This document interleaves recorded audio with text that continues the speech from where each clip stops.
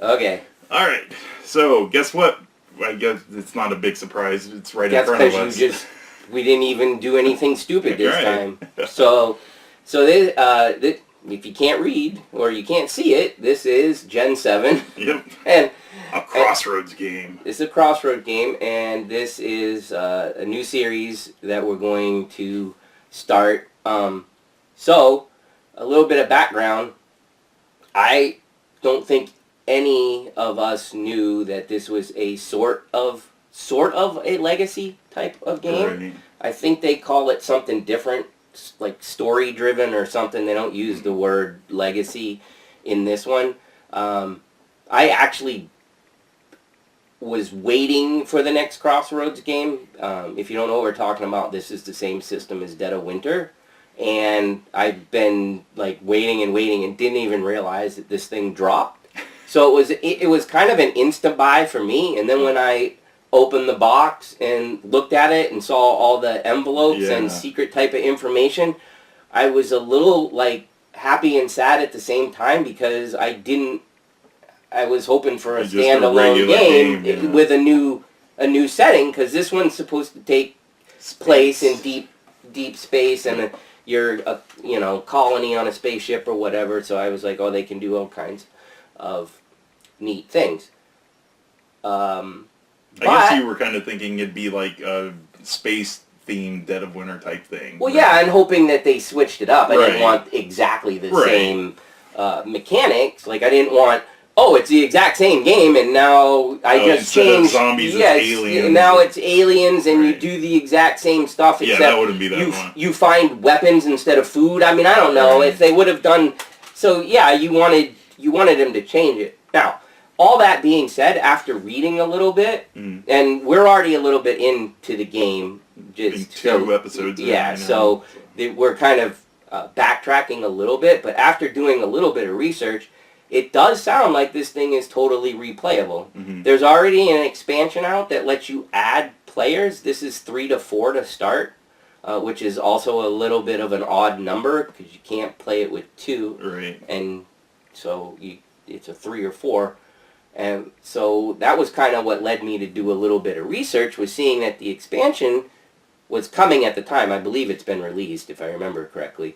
But it said it added 5 to 6 players, and I'm like, well, if this is a legacy game, what good does putting on an expansion and add players?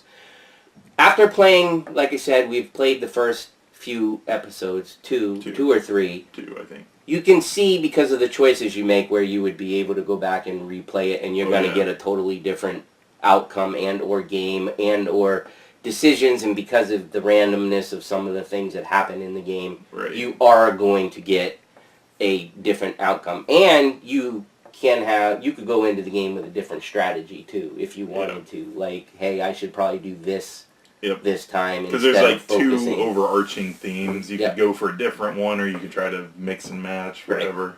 And the other thing you could do is if you brought a new player into the game and you started from the beginning or whatever. I don't know how the expansion works, but if you started from the beginning, you could have that person that hasn't played be more of the decision maker than somebody else. Sometimes you don't have a choice based on crossroad decisions. It's not a group choice. It's a single person choice. So if you don't, if you never watched our Dead of Winter, or you're not familiar with Dead of Winter, the way a crossroad game works is throughout the game, you'll have to draw a card out of what's called the crossroad deck. And the very first thing on the card is it says, if this condition exists. All right? So if you pause for a minute, you look around the board, you read the card. It could be based on who's in the game. It could be based on some relationships. Could be based on something on the board. Is this condition met? It's a condition meeting requirement. If that happens in a crossroad game and you meet the requirement on the card, the game pauses for a second and you resolve that card. And there's usually a decision to be made by either the group or a particular person. That's what makes these games like very unique. It's one of the things that helps with the randomization again, why you could probably play this again is because when you reshuffle that whole thing, those cards are going to come out in a different order. Timing of when they could come out could be really horrible or really good. All kinds of things like that.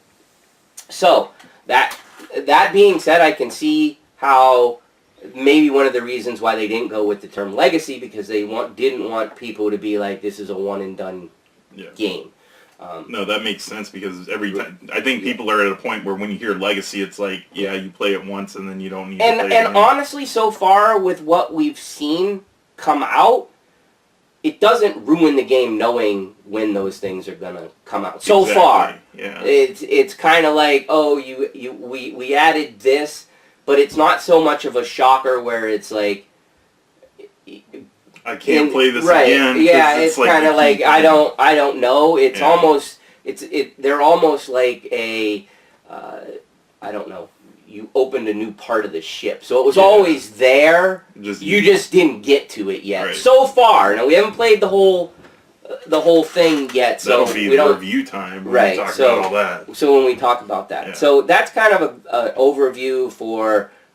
Again, we talked about this being in deep space. I think you're the reason for Gen 7 is you're the 7th generation on this ship trying to make it to, I don't remember the name of the planet, it's on there somewhere, and so you've come out of hibernation and it's your turn to guide the ship, etc., etc. I think we're like trying to colonize or go to a new planet. Won't tell you what's going to happen, but obviously problems start to happen. So if you, another big warning, once we're going to show you components and stuff, this is going to be very, very light on the gameplay and things like that, because A, it's relatively simple, and B, it's kind of one of those things where you learn as you go along. Yeah. Not totally, but like if you look through the rule book, it's, 3 pages of how to play, and then it's like, you start, and then you just on the cards that are in that scenario. And or looking in the glossary once you run into it for the first time. What does that mean? You flip to the glossary,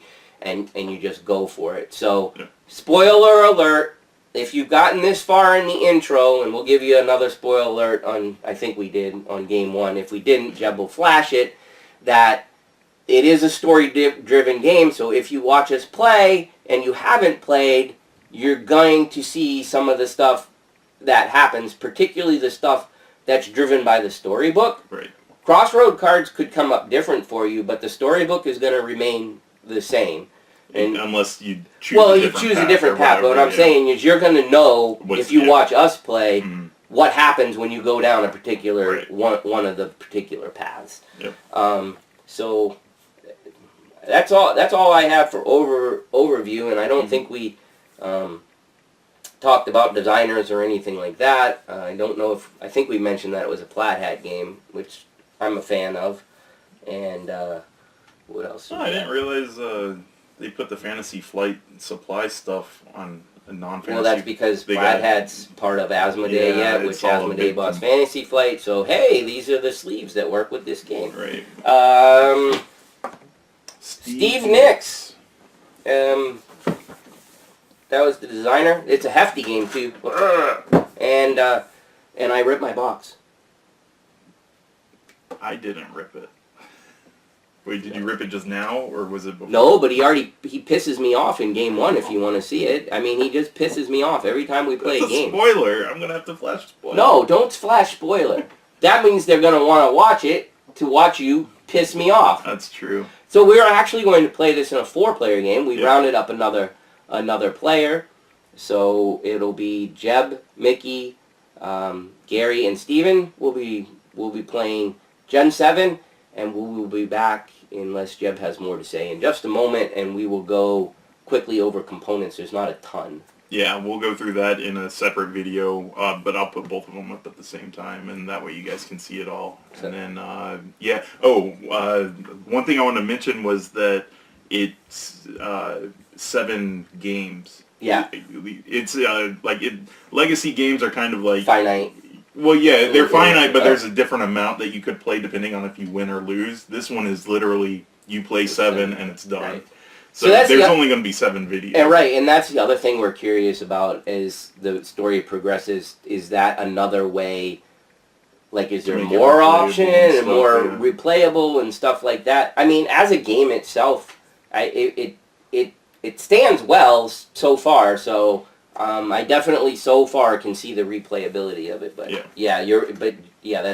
that's a good point. Also, the sessions say about 60 to 90, and I think that's about right from what we've been doing. Yeah, I think the first when we one was first a little bit started, it was longer. longer because we all had to read everything and make sure we got everything down, and we were going step by step. Right. So. And even though I said that it's relatively simple, I say that with a grain of salt for your first game. Mechanics are simple, but decisions and well, decisions and actually mechanics you're looking at, even though the very basic mechanic is simple, but you're looking up a lot of things.